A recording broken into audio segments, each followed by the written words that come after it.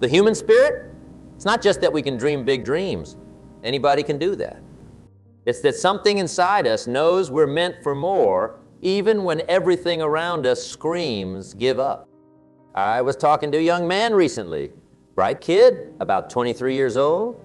He said to me, I've tried everything, but nothing seems to work. I asked him, how long have you been trying? He said, almost 3 whole months. Can you believe that? 3 months? And he's ready to throw in the towel on his dreams. We all start out as champions. Watch any 5-year-old learning to walk. They fall down 50 times, get up 51. No child ever crawled around thinking, well, I guess walking just isn't for me. They keep going because nobody told them they couldn't. Somewhere along the line, something changes. We start learning how to quit. We get sophisticated about our excuses. The timing isn't right. The market is tough. Maybe next year. And the tragedy isn't in the failing. The tragedy is in the settling. Your mind is the most powerful tool you'll ever own. More valuable than any piece of real estate. More precious than any stock portfolio. But here's the kicker. Most people spend more time planning their summer vacation than they do training their mind for success. The difference between those who achieve their dreams and those who don't isn't talent. It isn't luck. It isn't even opportunity. It's the simple, unwavering decision to train your mind to never quit. Everything in your life right now, everything you have or don't have, is a direct result of how your mind has been programmed. Your bank account, your relationships, your health, it all starts with what goes on between your ears. And the beautiful thing about this, the thing that should get you excited right where you're sitting, is that you can change that programming starting right now. Not next week, not when the conditions are perfect, but right here, today. You know what my mentor taught me years ago about success? He said, success is nothing more than a few simple disciplines, practiced every day. And failure is simply a few errors in judgment, repeated every day. The margin between the two is so slight that most people miss it completely. And that's why I'm passionate about this message of mental discipline. Because once you understand the power of training your mind to never quit, everything else falls into place. Your income, it'll change. Your influence, it'll grow. Your impact on the world, it'll multiply. Let me tell you why this matters. Now more than ever, your mind is like a field. What you plant is what you harvest. But unlike a regular field that gives you crops in one season, your mind is working every single moment of every single day, producing the results you see in your life. And this brings me to one of the most powerful stories I've ever come across, the story of the Chinese bamboo tree. Now, this isn't just any ordinary tree. When you plant a Chinese bamboo tree, something remarkable happens. Or should I say, nothing appears to happen at all. You water it, you nurture it, you take care of that little spot of dirt, and for the first year, nothing. Second year, nothing. Third year, still nothing. Fourth year, not a single sprout. Most people would have given up by now. They would have said, this isn't working. They would have planted something else or just paved over that spot for a parking space. But here's the miracle. In the 5th year, within just 6 weeks, the Chinese bamboo tree grows 90 feet tall. Now, let me ask you something. Did that tree grow 90 feet in 6 weeks? Or did it grow 90 feet in 5 years? The answer is crucial because it's the same with your mind. While you're working, while you're studying, while you're practicing your craft, even when you can't see the results, something incredible is happening beneath the surface. During those 5 years, the bamboo tree was building an elaborate root system, a foundation so strong it could support its massive growth when the time was right. And that's exactly what happens when you commit to training your mind to never quit. Your daily disciplines might seem small. Reading that extra chapter when you're tired, making one more sales call when everyone else has gone home, practicing your presentation one more time when your friends are out having fun. It might seem like nothing's happening, but I promise you, something is happening. I remember years ago When I first started in personal development, I was working a regular job, just trying to make ends meet. But I made a decision I would read at least 30 minutes every day. Not magazines, not newspapers, but books that would train my mind. Books about success, about business, about psychology. People thought I was crazy. What's that going to do for you? They'd ask. And for months, nothing seemed to change, but I kept at it. Every day, 30 minutes. Rain or shine, tired or energetic, I kept feeding my mind. And then something started happening slowly at first, then faster and faster. My thinking started changing. The way I approached problems evolved. The questions I asked became different. The opportunities I could see multiplied. Mental discipline, not about forcing yourself to do things you hate. It's about training yourself to become the person who can achieve what you want. The person who doesn't quit. The person who sees obstacles as challenges to overcome, not walls to stop at. There are two kinds of people. There are those who will hear this message and say, "That's interesting," and then go back to their old habits. And there are those who will take this message and turn it into a turning point in their lives. The difference isn't in what they hear, it's in what they do with what they hear. Your mind is like a garden, and negative thoughts are like weeds. They'll grow on their own. You don't have to plant them, water them, or take care of them. But positive thoughts, successful thoughts, never quit thoughts. Those are like flowers. You have to plant them intentionally. You have to nurture them daily. You have to protect them. Just like that bamboo tree. Once your mental foundation is built, your growth won't be incremental. It'll be exponential. You won't just get a little better, you'll transform entirely. But you have to be willing to do the work when no one is watching, to keep going when no one is encouraging you, to believe in the harvest while you're still in the planting season. Success leaves clues, and over the years, I've discovered there are 4 fundamental laws that govern whether someone quits or perseveres. These aren't just theories. They're as reliable as gravity. You don't have to like them, but they'll work whether you believe in them or not. The first is the law of personal development. Now, most people want their lives to get better, but they don't want to get better themselves. They want their paycheck to grow while their knowledge stays the same. They want their influence to increase, while their skills remain stagnant. I learned this lesson early in my career when I was struggling to make ends meet. I kept asking, why isn't my income growing?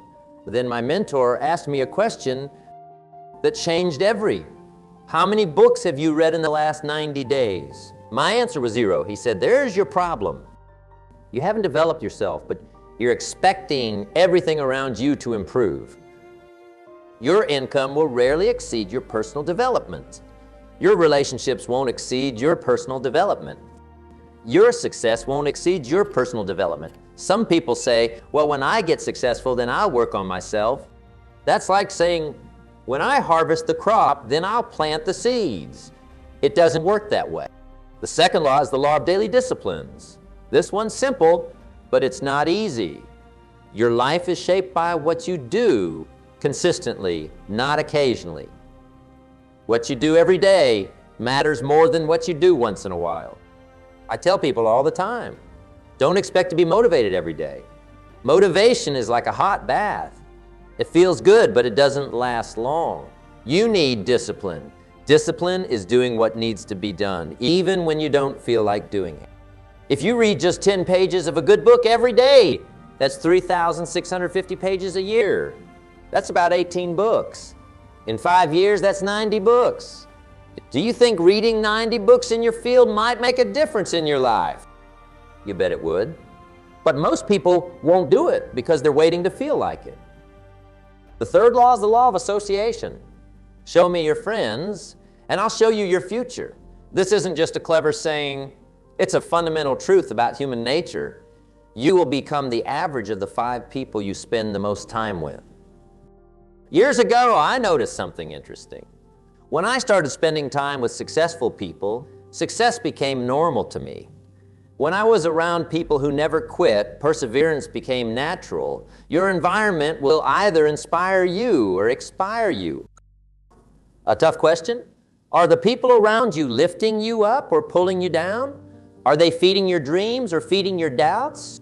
Some people need to be loved from a distance. You don't have to end relationships, but you might need to rearrange them. The fourth law is the law of growth. And this one's crucial because most people misunderstand it. They think growth should be comfortable. They think if it's uncomfortable, something must be wrong. But growth is always uncomfortable. If you go to the gym and lift weights, what happens? You get uncomfortable, your muscles strain. But that's how they grow. Your mind works the same way.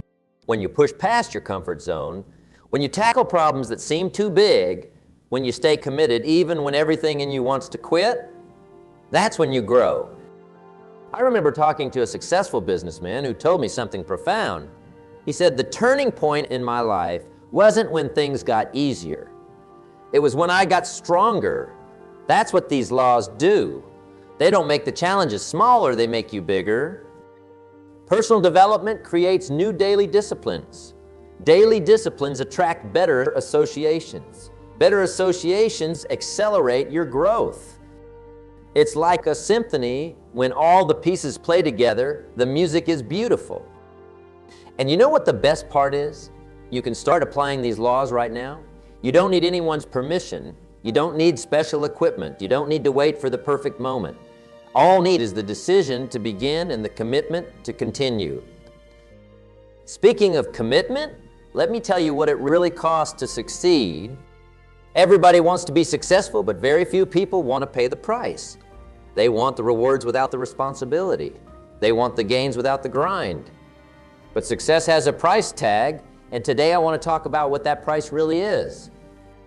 I was visiting a museum in Italy some years ago, and I saw this magnificent marble statue. It was so beautiful, so perfect, that it seemed almost alive. And that reminded me of a story about a master sculptor. Someone asked him, how do you create such beautiful statues? His answer was profound. He said, it's simple. I just chip away everything that doesn't look like what I want. Now, that's not just a story about sculpting marble. It's a story about sculpting your life. Success isn't just about what you do. It's about what you're willing to chip away. It's about what you're willing to eliminate. It's about what you're willing to give up. Most people focus on what success will give them. They think about the house, the car, the freedom, but they don't think about what success will cost them. It might cost you your favorite TV show. It might cost you those extra hours of sleep. It might cost you that comfortable routine you've built. I remember when I first started out, I was working a regular job, but I knew I wanted more.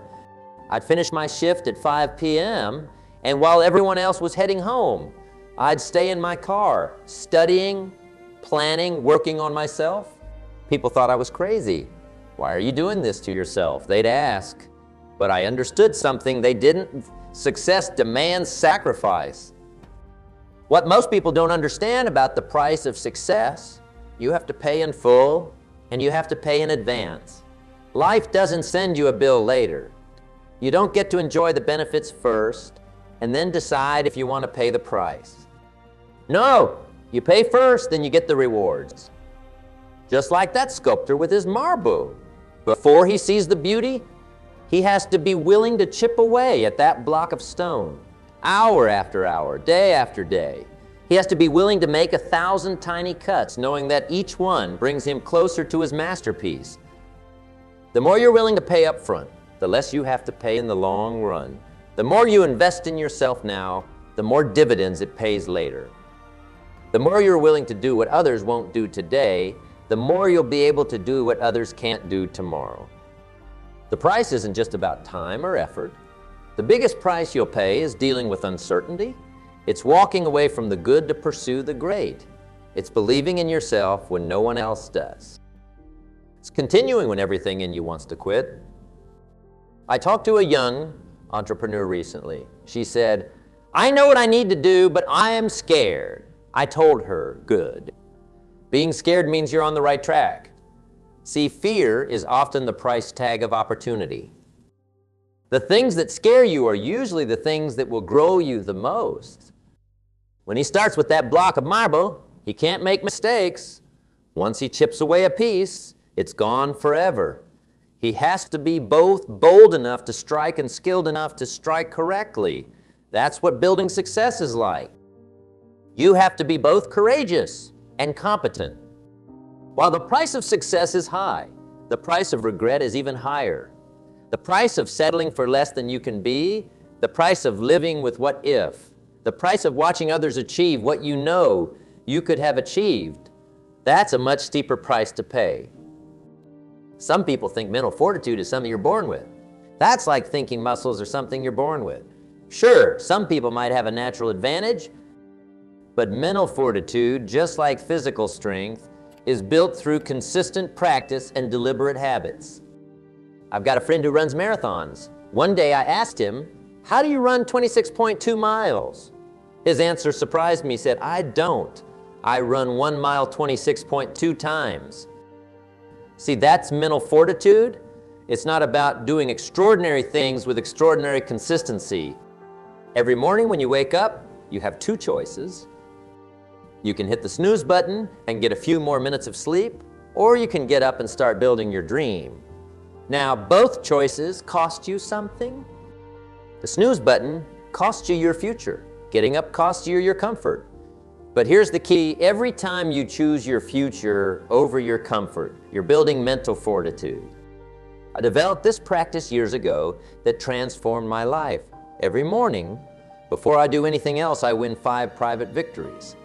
I read something positive. I write in my journal. I exercise. I plan my day. I express gratitude. Simple things, but they compound over time. These aren't just activities, they're declarations. Every time I complete them, I'm telling myself, I do what I say I'm going to do. Habits not just about getting things done. They're about building trust with yourself. When you make a promise to yourself and keep it, you're building mental fortitude. When you say you're going to do something and you do it, even when you don't feel like it, you're building mental fortitude. Your habits are like the steering wheel of your life. Small turns, made consistently, determine where you end up. Most people overestimate what they can do in a day and underestimate what they can do in a year of daily disciplines. Successful people don't wait until they feel strong to do difficult things. They do difficult things until they feel strong. That's how mental fortitude is built. It's built in those moments when you're tired, but you keep, when you're discouraged, but you don't quit, when you're uncertain, but you take action anyway. You've got to understand, mental fortitude isn't about never feeling weak. It's about continuing even when you do feel weak. It's like building a house. You don't build it when the storm comes. You build it so strong that when the storm comes, it stands. Start small, but be consistent. If you can't read an hour a day, read 15 minutes. If you can't exercise for an hour, exercise for 10 minutes. But whatever you commit to, do it every single day. No exception. No excuses, because every time you keep a commitment to yourself, you're building that mental fortitude. Celebrate your small victories. Most people wait for the big wins to celebrate, but mental fortitude is built in those tiny moments of triumph. When you say no to that extra slice of cake, celebrate it. When you make that difficult phone call you've been avoiding, celebrate it. When you stick to your morning routine, even when you don't feel like it, celebrate it. But what about those moments when everything in you wants to give up? What about when that voice of surrender gets so loud you can barely think straight? Well, that's exactly what I want to talk about next. We all hear that voice of surrender. That little voice that whispers, maybe this isn't for you. Maybe you should quit while you're ahead. Maybe you're just not cut out. But what separates the successful from the unsuccessful isn't whether they hear that voice. It's how they respond to it. I remember sitting in my tiny apartment years ago, bills piling up, dreams seeming further away than ever. That voice was screaming at me to give up, to go back to the comfortable, to settle for less. But I learned something valuable that day. That voice of surrender gets loudest right before your breakthrough. Self-doubt, not your enemy. It's just a signal that you're pushing beyond your comfort zone. When you understand this, everything changes. Instead of running from self-doubt, you start seeing it as a compass pointing toward growth. Most people quit right at the edge of their breakthrough. They're like the mining crew that dug for gold for months, got tired, sold their equipment, and quit, only to have the next crew strike gold just 3 feet further. 3 feet. That's often all that separates success from failure.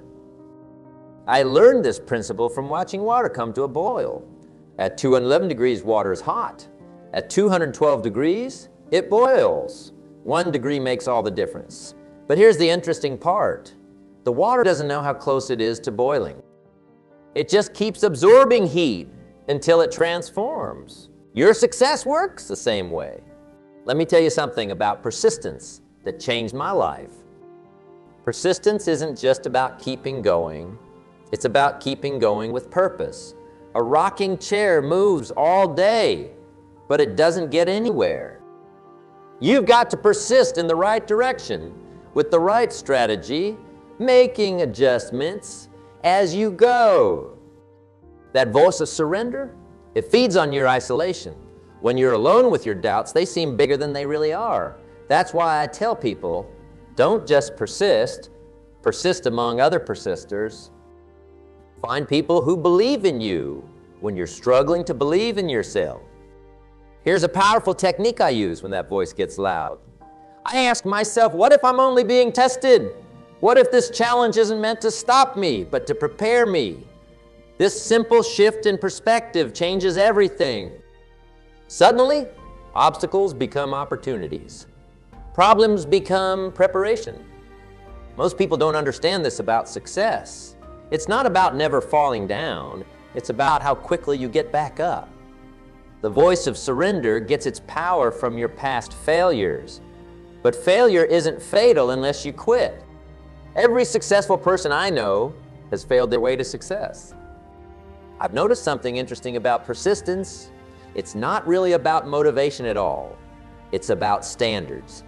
When you raise your standards, when you decide that giving up simply isn't an option, persistence becomes automatic. You don't have to psych yourself up every day. You just do what needs to be done because that's who you are. And here's something crucial about overcoming that voice of surrender. You've got to have a bigger why. A reason that's bigger than your excuses. When your why is strong enough, the how takes care of itself. The voice of surrender can't compete with a powerful enough reason. Every time you push through that voice of surrender, you're not just accomplishing a task, you're building character, you're developing strength that will serve you for the rest of your life. Each small victory over that voice makes the next victory a little easier. Now, let me share something that will tie all of this together, something that will give you the power to take everything we've talked about and turn it into real, lasting change in your life. You know what the most dangerous phrase in the human language is? Someday I'll start that business. Someday I'll write that book. Someday I'll change my life. But here's the truth, someday isn't a day of the week. Your life is happening right now, this very moment. Look around this room. Every single person here has something extraordinary within them. You've got dreams inside you that are worth pursuing. You've got talents that are worth developing. You've got potential that's worth unleashing. And the only question that matters is, what are you going to do about it? I want you to think about something. 5 years from now, you will surely arrive. The question is, where? 5 years from now, you'll be the result of the books you read, the people you associate with, and most importantly, the decisions you make today, not tomorrow, not someday, today. Don't leave this room the same person who walked in. Make a decision right now that your life is too valuable, your dreams are too important, and your potential is too precious to waste. Take everything we've talked about. Mental discipline, the 4 laws, the price of success, mental fortitude, overcoming surrender, and turn it into action. Start small, but start now. Don't try to change everything at once. Pick one area of your life, one habit, one discipline, one decision, and commit to it with everything you've got. Remember the bamboo tree? You might not see results right away, but beneath the surface, something magnificent is happening. You don't have to be great to start, but you have to start to be great. And starting means making a commitment to yourself that's bigger than your excuses. It means deciding that your dreams are bigger than your fears. It means choosing growth over comfort, progress over perfection. Here's what I know about you. You wouldn't be here if you were meant to be average. You wouldn't be listening if you were meant to settle. There's something inside you that knows you're capable of more. Listen to that voice. Trust that voice. Act on that voice. The world needs what you have. It needs your ideas, your creativity, your passion, your persistence. Don't rob the world of your contribution by playing small. Don't cheat yourself out of your potential by giving in to that voice of surrender. Remember this, success is not an event, it's a process. It's daily disciplines compounded over time. It's small choices that build up to massive changes. It's deciding every single day that your dreams are worth fighting for. And years from now, when you look back on this moment, let it be the moment when everything changed. Let it be the moment when you decided that enough was enough. Let it be the moment when you committed to training your mind to never quit, no matter what.